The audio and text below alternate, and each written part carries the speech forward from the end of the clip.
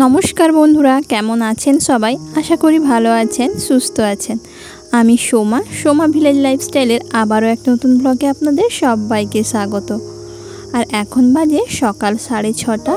एखन थेके आपनादेर साथे निये आजकेर ब्लगटा शुरू करछि। आशा करी आजकेर ब्लगटा आपनादेर काछे भालोई लागबे।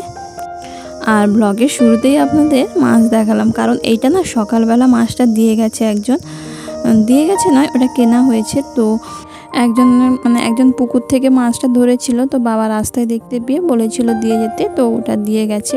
আর মাছটা রেখে দিয়ে আমি তারপর কাজে লেগে পড়েছি। আর আজকে না আমার এই ছোট্ট রান্নাঘরটাকে না পুরো ক্লিন করব। তো ডিপ ক্লিন করব, কিভাবে করি সেটাই আপনাদের সাথে আজকে শেয়ার করব।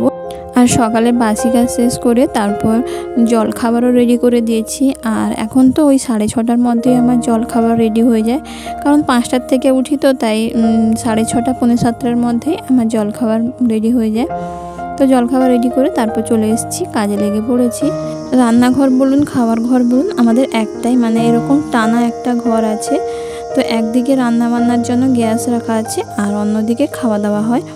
তো রান্নার ঘর বললেও আবার ঠিক হয় না, মানে এখানে রান্না বান্না না খুব কমই হয়, বাইরেই রান্না বান্না আমি বেশি করি, বাইরে উনানে।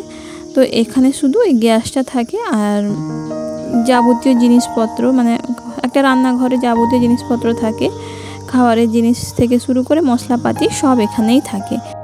আর বাবা একটু তাড়াতাড়ি যাবে বলেই না আমি জলখাবারটাও তাড়াতাড়ি রেডি করে দিয়েছিলাম, কারণ আজকে আমাদের ঘরে মাঠে ধান কাটা হবে, তো সেই জন্য। তো বাবা ধান কাটবে না, ওই মেশিন দিয়েই ধান কাটাই হবে, কারণ আমাদের এখানে বেশিরভাগই এখন মেশিন দিয়ে ধান কাটাই হয়, কারণ তাতে মজুরিটা অনেক কম লাগে আর একদিনে অনেকটা ধান কাটা হয়ে যায়। আর এই বৃষ্টির ভয়ে না অনেকেই এইভাবে ধান কাটে, অনেকেই না এখন প্রায়ই ওই মেশিন দিয়েই ধান কাটা হয়। আর মজুরি দিয়ে তো ধান কাটাই হয় না, মানে লোক দিয়ে শুধু এই ধানটা বয়ে নেওয়া হয়। তো আমাদের ঘরেও সেভাবেই হবে, ধানটা মেশিনে কেটে লোক দিয়ে বয়ে নেব।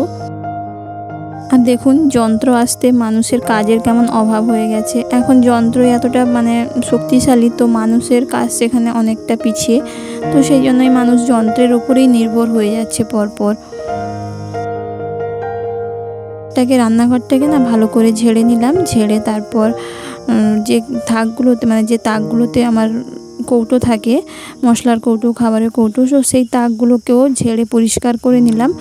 আর দিয়ে পুরনো খবর কাগজগুলো বাতিল করে আবার নতুন করে খবরের কাগজ দিয়ে পাতিয়ে দিলাম। আর এই তাকগুলো কাঠের, তো সেটা তো দেখতেই পেলেন। তো এই কাঠের তাকের ওপরেই আমাদের জিনিসপত্র থাকে, আর গ্যাসটাও আছে আমার ওই কাঠের ওপর। রান্নাঘরে বেশিরভাগ জিনিসই ইট পাতিয়ে তার উপরে কাঠ ফেলে ওইভাবেই জিনিসগুলো রাখা আছে।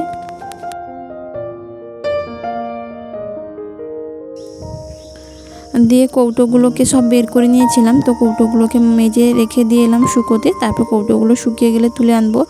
আর এদিকে যে মানে গ্যাসের আর এক সাইডে মানে এক সাইডে কৌটো আছে, আর এক সাইডে ওই আমাদের চাল আটা আর মানে মাসকাবারি যে বাজার আছে, তো ওই বালতিতে ভরা আছে। তো ওখানেও কিন্তু তক্তা বেছাই করে তার উপরে মানে ইট দিয়ে তক্তা দেওয়া আছে, তার উপরে কিন্তু এই বালতিগুলো বসানো আছে। আর এদিকে যে মিটকেসটা দেখছেন তার উপরেও সেরকম ইট দিয়ে তক্তা বেছানো আছে, তারপর মিটকেসটা বসানো আছে। আর এইভাবে বসালে কি হয়, ইঁদুরটা অনেকটা কম কাটে বললে হয় না, অনেক সময় কেটেও দেয়। তাতে জিনিসটা মানে একটু ফাঁকা থাকে। যদি বসিয়ে দিই মাটির ওপরে ওরকম, তো জিনিসটা নষ্ট হয়ে যাবে, সেই জন্যই। তো ওগুলোকেও ভালো করে ঝাড় দিয়ে আবার তুলে তক্তাগুলো ঝাড় দিয়ে ভালো করে তক্তাগুলো বসিয়ে তার উপরে খবর কাগজ পাতিয়ে আবার সব রেখে দিলাম। আর মিটকেসটাকেও সেই একইভাবে ইটগুলো তুলে তক্তাগুলো তুলে তার উপর ঝাড় দিয়ে আবার একটা খবরের কাগজ পাতিয়ে বসিয়ে দিলাম। তো এদিকে আমার মোটামুটি ঝাড় দিয়ে এদিকে গোছানো কমপ্লিট। তো একটা সাইড গোছানো কমপ্লিট হলো, মানে ঝাড় দেওয়া কমপ্লিট হলো, গোছানো কমপ্লিট হয়নি। এখনও কৌটোগুলো মেরেছিলাম, সেগুলো আনতে বাকি আছে, তো সেগুলো আনবো, তারপর গিয়ে একটা সাইড গোছানো হবে। আর দেখুন কতগুলো কৌটো, এই এতগুলো কৌটো মাজতে হয়েছে। আর কৌটোগুলো না ভীষণ তেল চিটে হয়েছিল, তার জন্যই না আমি সমস্ত কৌটোগুলোই মেজে দিয়েছি। আর ভেতরে জিনিস আছে, উপরে মেজে ধুয়ে দিয়েছি। কৌটোগুলো সাজাতে চলুন আজকে কিছু আপনাদের সঙ্গে কমেন্ট শেয়ার করি। রূপা পাত্র পশ্চিম মেদিনীপুর থেকে কমেন্ট করেছে, তোমার ভিডিওগুলো আমার খুব ভালো লেগেছে, তো থ্যাংক ইউ রূপা পাত্র আমার ভিডিওগুলো দেখার জন্য এবং এত সুন্দর একটা কমেন্ট করার জন্য। আর একজন কমেন্ট করেছে রিয়েল ব্লগার অর্পিতা, কমেন্ট করেছে এই গরমে আমি কিভাবে শাড়ি পরে ভিডিও করি। তো আমরা সব সময় কাপড় পরে থাকি, তো সেটা একটা অভ্যেসে পরিণত হয়ে গেছে আর অসুবিধে হয় না খুব একটা, গরম হোক ঠান্ডা হোক সেটার সাথে অ্যাডজাস্ট করে নিতে পেরেছি। সঙ্গে একটা ঘটনা বলি, আমি যখন প্রথম বিয়ের পর আসি না তখন শাড়ি পরে আমি খুব অসুস্থ হয়ে গেছিলাম, মানে ওই শাড়ির যে মারটা থাকে না ওইটার জন্য আমার গায়ে ভীষণ অ্যালার্জি হয়েছিল আর সেখান থেকেই শ্বাসকষ্ট। তারপরে পরেই বুঝলাম যে আমার শরীরে শ্বাসকষ্টজনিত একটা রোগ আছে, তো ওটা আমার ফার্স্ট টাইম ছিল শ্বাসকষ্ট। তো এখন মাঝে সাঝে হয় শ্বাসকষ্টটা, তো সেটা বুঝতে পারি। তারপর থেকে অবশ্য শাড়ি পরে কোনো দিন কিছু অসুবিধে হয়নি, আর এমনিতেও শাড়ি পরতে খুব একটা মানে খারাপ লাগে না, ভালোই লাগে। আর আমরা তো গ্রামে থাকি তাই বেশিরভাগ সময় শাড়ি পরি।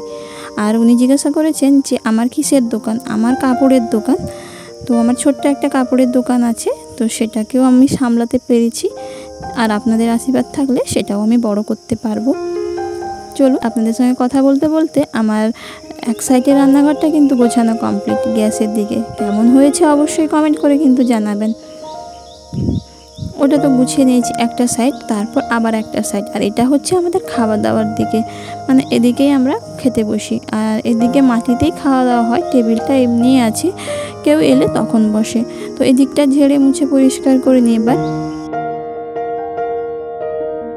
আর আপনাদের যদি আমার ভিডিওগুলো ভালো লেগে থাকে তাহলে প্লিজ, যদি চ্যানেলে নতুন বন্ধু হয়ে থাকেন প্লিজ চ্যানেলটিকে সাবস্ক্রাইব করে দেবেন এবং ভিডিওতে একটি লাইক দিয়ে দেবেন এবং কমেন্ট করে অবশ্যই জানাবেন যে কেমন লাগছে। আপনাদের সুন্দর সুন্দর কমেন্ট পড়তে আমার কিন্তু খুব ভালো লাগে, আর খুব এনার্জিও হয় কিন্তু আপনাদের কমেন্ট পড়লে, আর ভিডিও করতেও ভালো লাগে।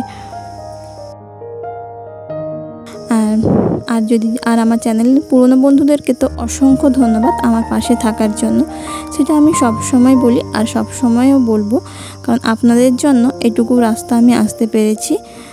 এখনও অনেকটা পথ বাকি, আশা করি আগের দিকেও আপনাদের ভালোবাসা ও সাপোর্ট দুটোই পাবো। আর কথা বলতে বলতে এদিকটা কিন্তু আমার ঝাড়া কমপ্লিট, ঝেড়ে ঝাঁটটা দিয়ে দিয়েছি কিছুটা। তারপর এই যে মানে যেটাতে আমাদের বাসন থাকে ওই র্যাকটাকেও মেজে নিয়ে এলাম। ওই র্যাকটাকে মেজে না একটু চেঞ্জ করলাম, মানে যেখানে র্যাকটা ছিল ওখান থেকে আর একটু চেঞ্জ করলাম, আর টেবিলটাকেও একটু চেঞ্জ করেছি। এইভাবে গুছিয়ে রাখলাম, কেমন লাগলো দেখে বলবেন। বাসন রাখার একটা না আগে এদিকে ছিল, যেখানে আমি এখন ছুরি আর কাঁটা চামচ এইসব কিছু রেখেছি, তো ওই দিকটাই ছিল, আর আমি তুলে দিয়ে ওদিকে করেছি। আর টেবিলটা যেখানে আমি বাসনের একটা রাখলাম না ওখানেই ছিল, তো টেবিলটা তুলে আমি ওদিকে করেছি। তো কেমন লাগলো সবটাই জানাবেন। রান্নাঘর গোছানো কমপ্লিট হয়ে গেছে, যতটা দেখিয়েছি তার অনেকটা বেশি কিন্তু খাটতে হয়েছে। প্রায় 2 ঘন্টা মতো টাইম চলে গেছে আমার রান্নাঘরটা পরিষ্কার করে আসতে। আর তারপর আমি চলে এসেছি মাছটা কাটবো বলে। মাছটা কিন্তু কাটা হয়েছিল না, মাছটা কেটে এবার রান্না বসাতে হবে, কারণ এগুলো কাজ করতে করতে অনেকটাই দেরি হয়ে গেছে। শুধু তো ঘর ঝাড়া নয়, মোছা ধোয়া এগুলো তো থাকে, এগুলো করে আস্তে আস্তে না এখন প্রায় 10টা মতো বেজে গেছে। আর মাছটা কাটতে গিয়ে না আমার হাতটাও কেটে গেল, মানে মাছটা তো জ্যান্ত আছে এখনও, মানে ওই 6:30টার থেকে এখনও আমি কিন্তু এক ফোঁটা জল দিয়েছিলাম না, তাও মাছটা জ্যান্ত আছে দেখুন। তারপর রান্না করব বলে চলে এসেছি, আর না চান করার টাইম হয়নি, তো রান্নাটা করে নিয়ে একদম চান করব। যেহেতু পুজো হয় না তার জন্য যে পুজো করে মানে চান করে পুজো করতে হবে সেইটা নেই বলেই আমি রান্নাটা বসিয়ে দিলাম, কারণ ওই বেলা হলে না রান্না করতে বিরক্তও লাগবে। আর তারপর বাবা চলে আসবে, তো উনি তো তাড়াতাড়ি খান একটু, তো ওনার একটু দেরি হয়ে যাবে, সেই জন্য আমি রান্নাটা বসিয়ে দিলাম। এটা শোল মাছের আজকে টক করলাম, আর শোল মাছের একটু ধোকা করব, ধোকা নয় ওই ঝোলের মতোই করব। এটা আমার ছেলে কিন্তু আবার খেতে খুব ভালোবাসে, মানে বাবুর খুব প্রিয় মাছ হচ্ছে শোল মাছ, ও খুব পছন্দ করে শোল মাছের ঝোল হোক টক হোক, ও খেতে ভালোবাসে। তো টকটা করে নিয়েছি, আর আম দিয়ে শোল মাছ খেতে দুর্দান্ত লাগে, যারা এখনও খাননি তারা করে খাবেন। আম দিয়ে শোল মাছের টক দারুণ লাগে খেতে। আর তারপর ঝোলটা বসিয়েছি, একটু আলু বেশি দিয়েই করলাম ঝোলটা। নাহলে আমরা যদি মানে এখন খেতাম তাহলে শুধু মাছ দিয়ে করতাম, তো যেহেতু এর মানে রাতের জন্য রেখে দেবো সেই জন্য না একটু আলু দিয়েই করে ফেললাম। আর রাতে তো আমার টাইম হয় না, ওই জন্য এক পাশে রাতের জন্য তরকারি বসিয়ে দিয়েছি, ঝিঙের তরকারি, ওটা বাবার জন্য, যেহেতু সুগার আছে সেই জন্য আলুটা যত পারি চেষ্টা করি অ্যাভয়েড করতে। আর এই ঝোলটা রান্না করে নিলে আমার রান্না কমপ্লিট হয়ে যাবে। আর রান্নাবান্না কমপ্লিট করে শ্বশুর শাশুড়িকে খেতে দিয়ে তারপর আমি শেষে খেতে বসে পড়েছি। আর আজকের ব্লগটা এ পর্যন্ত। সবাই ভালো থাকবেন, সাবধানে থাকবেন। দেখা হবে আবারও একটা নেক্সট ব্লগে।